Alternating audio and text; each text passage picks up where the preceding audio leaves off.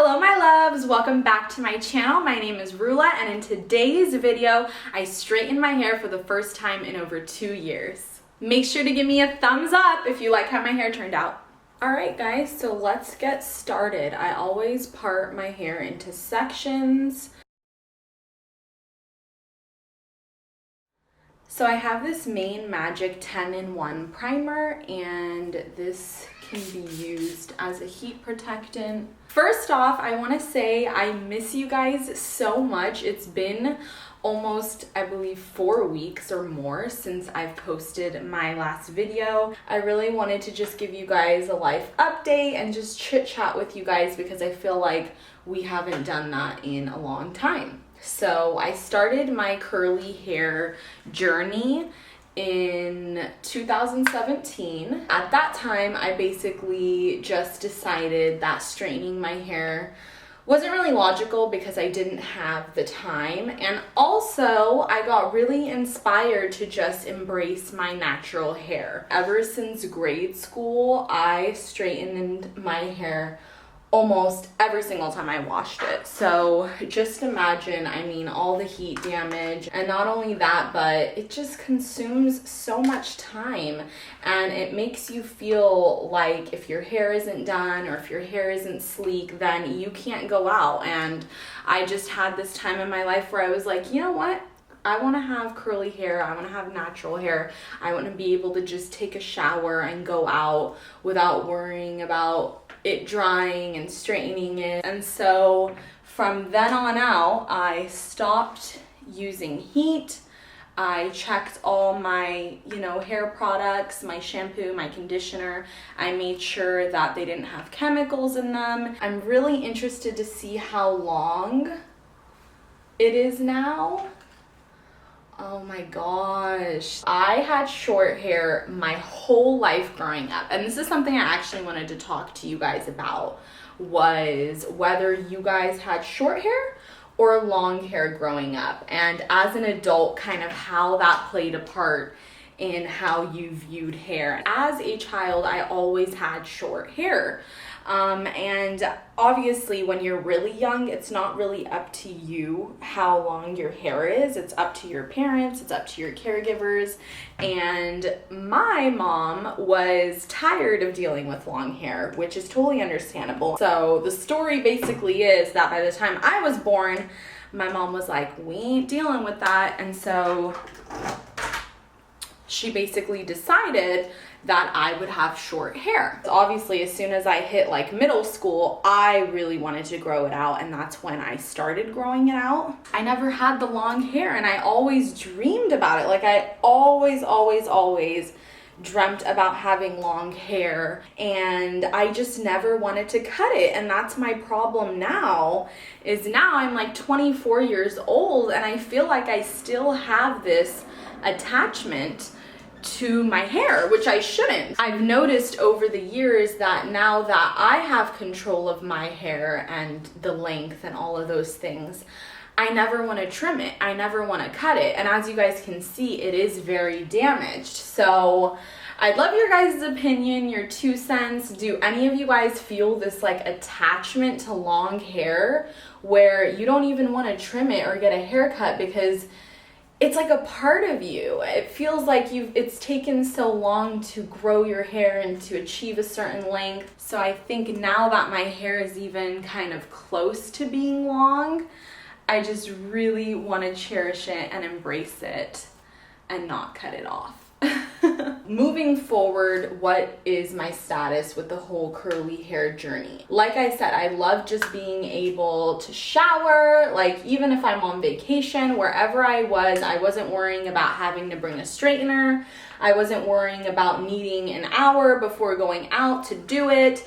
And I just generally saw a healthier appearance in my curls. I noticed that I was always resorting back to like putting my hair up in a bun or in a ponytail, and I was rarely putting it down. It is hard to maintain that luxe, beautiful, luscious, curly look. So I did feel a little bit restricted. Let's say, for example, during an interview, it's not as appropriate to have huge, curly, wild hair because straight hair is just so much more sleek, so much more put together, so much more professional even, that there were times where I felt like, oh man, like straight hair would have really put this look together. Just go natural for a little while. Like there's nothing wrong with it. And there's nothing wrong with doing your hair either, but I just feel like in society, women have this expectation to have everything done, to have their hair done, their nails done. If you're not a part of that,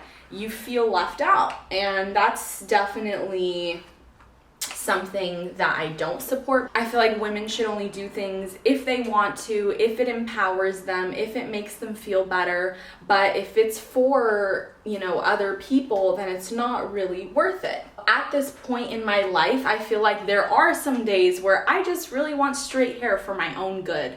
And so in that case, why not? I think I'll pull out the straightener and I'll do it. So I think moving forward, I'm definitely going to, for the most part, be wearing my hair natural and curly because I really have started to embrace it and love it. And I want to keep maintaining that. But I think every now and then I am going to straighten it. And I hope that's okay. I hope you guys respect that. I know even just today when I was gonna straighten it, I felt kind of guilty. Like I'm like, am I going against my word? But I'm like, girl, this is your life, your body. Things change, you know? How we felt about something even just yesterday is going to be different than how we feel about it today. So the next thing I want to talk about is where I've been. I know it's been almost a full month since I've posted, and it literally has just been pulling at my heart because I really do enjoy filming and keeping up with you guys, and I just like having constant content out for you guys to look at, because sometimes I just feel like, oh my God, people are watching my dating videos, or people are watching, you know, my Change Your Mind, Change Your Life series, and I don't have enough videos out there for them. Because I know me personally, when I find a YouTuber that I like, once I vibe with someone's personality or their style or whatever kind of videos they make, then I just like having their content to watch, you know, while I'm eating dinner or maybe while I'm cleaning or whatnot. And so I also myself want to provide valuable content that other people look forward to. So if you can't tell from my background, I have a new apartment, and that's something that's been huge and another reason why I was MIA for a few weeks.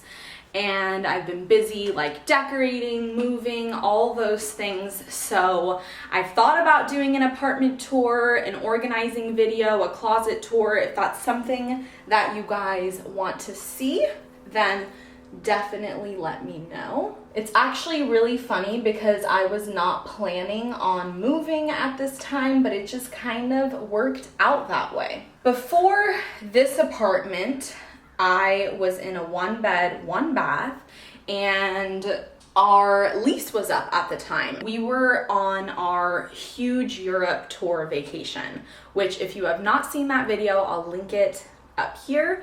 Definitely go check out my Europe birthday tour. It's one of the videos that I really am proud of my editing skills on that. I worked like weeks and weeks on that video to get the music right and the transitions and all that kind of stuff. At the time we were traveling, and so we couldn't really go actively look for apartments, and so we had just decided to extend our lease at the same place. Well, at the time, you guys, we were having major issues in that apartment. The people living on top of us were just stuffing food down the food processor, and it busted up the pipes. We had overflowing sinks. We had an overflowing AC unit. Literally, it was getting flooded. It stunk. Like, it was horrible. And this happened multiple times within a matter of a few months. And so we literally were like, that's it. When we came back from Europe, it happened again, and we were like, we can't live like this.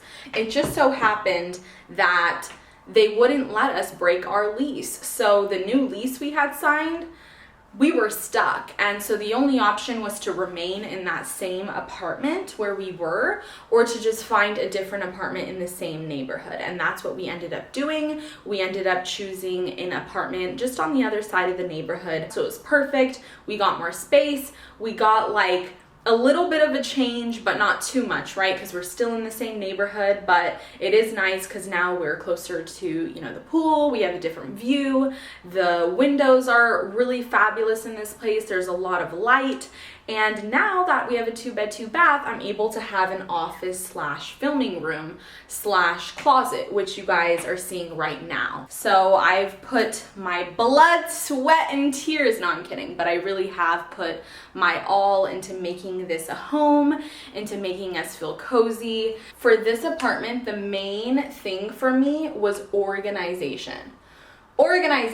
Like in the last apartment, I just felt like there were things everywhere. There were just items and belongings that didn't really have a purpose. And so in this house, I wanted us to be very intentional with what we include. I didn't want us to just buy furniture or buy decor just cause. I really wanted everything to hold a special place in our hearts. I mean, I used to be a homebody and now it's just next level because I love my home. I just love everything about it.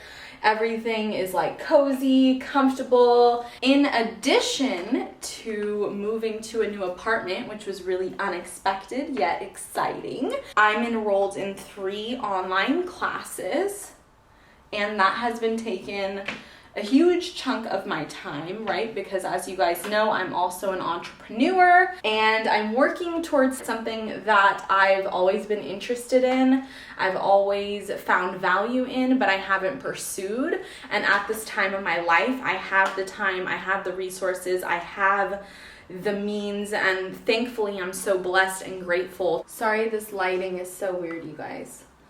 I don't have my screen today, so I'm not able to see what you guys are seeing. About a month ago, I reconnected with a girl that used to be in the same honors English class as me in high school.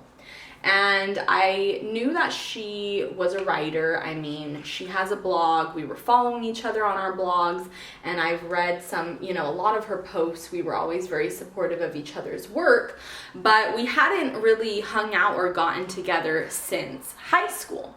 And so we planned to just meet at Starbucks to catch up. And this year I've really tried to put myself out there and connect more with people, because I'm just not one of those people who has a ton of friends, who has a huge group. And I really would like to have, you know, more friendships, just more interactions. I think it's healthy. I think it's just really important for you to know people, especially so you can grow your brand, you can grow your business, you can meet other inspiring people along the way. And so this year I've really made it an effort to connect with people and to go to events and to attend birthday parties and to, you know, prioritize friendships. People who have a ton of friendships and who have, you know, a big support group, it's because they put the effort in. They make plans. They initiate meetups and hangouts. And so it's never a one-way street. And so I've really tried to put in my effort this year to meet more people, to connect with more people. And in doing so, I was honored to meet with this young lady at Starbucks. And our casual conversation turned into like a 3-4 hour dialogue. And I come to find out that she is writing a book. It just kind of shocked me how you can meet someone and lose touch with them for years and then somehow reconnect, and you guys have such similar stories or similar passions. I think that's what life is all about, is like losing touch with some people and then gaining, you know, contact with others, because that's the flow of life. People come in and out of your life, and it really is meant to teach you what you're meant to learn at that stage. At least I am a strong believer that every single person in your life, no matter how small their role may seem, they impact you in a powerful way that you might not be able to see right now, but that down the line will manifest somehow. And so I just found it so cool that this girl who, you know, obviously when we were teenagers, we were in honors English together. So we both had an affinity for writing, for reading. She's writing a book now, I'm writing poetry, and like we seem to connect somehow. So she told me about an opportunity to submit one of my poems. And so what did I do? That week, I went online and I submitted 3 pieces of poetry. They were obviously original pieces. I couldn't use something that I had written before, but it was just insane how me meeting up with an old friend ended up manifesting into me submitting my first work to possibly be published. And I am just so excited. I had to share with you guys that I did that because I think it just really sheds light on the fact that opportunities really are thrown at us when we least expect it. And those are the times when we need to step outside of our comfort zone and go for it. Like, it's just crazy to me how for years I was wanting to publish my poetry. I was wanting to, you know, find a publisher, and then I kind of just I lost track of it and I got so busy with other things. And then how somehow the universe brought me an old friend, gave me a door, gave me an opportunity, a door to open, a door to enter and to explore. And I took that step and I went, right? I could have just been like, oh, really? I could publish it and never have done it. But I went through with it. And now I just feel like so blessed. I feel like I'm so aligned with where I'm supposed to be. I keep seeing my angel numbers. I keep seeing 333 everywhere. And it just reminds me that this present moment is exactly where I'm supposed to be. In every single possible scenario, this is the perfect one for me. And I am just so grateful to have reconnected with her. Shortly after we reconnected at Starbucks, I actually went to one of her first book readings.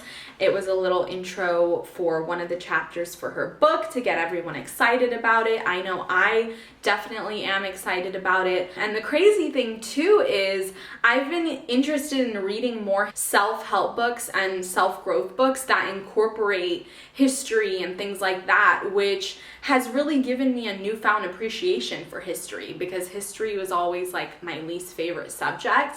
But I think reading what journalists have to say and kind of uncovering history in a different context, right? Not in a typical historical text way, has been really eye-opening for me. And so I'm really excited to read my friend's book though. Her book is more like sci-fi, fantasy, which is not my usual genre, but I'm so excited to just step out of my, general topics and read it. So I'll definitely keep you guys posted when the book is released. I always like kind of curling inwards at the bottom. So as you guys can see, I straighten down, then I curl it towards me.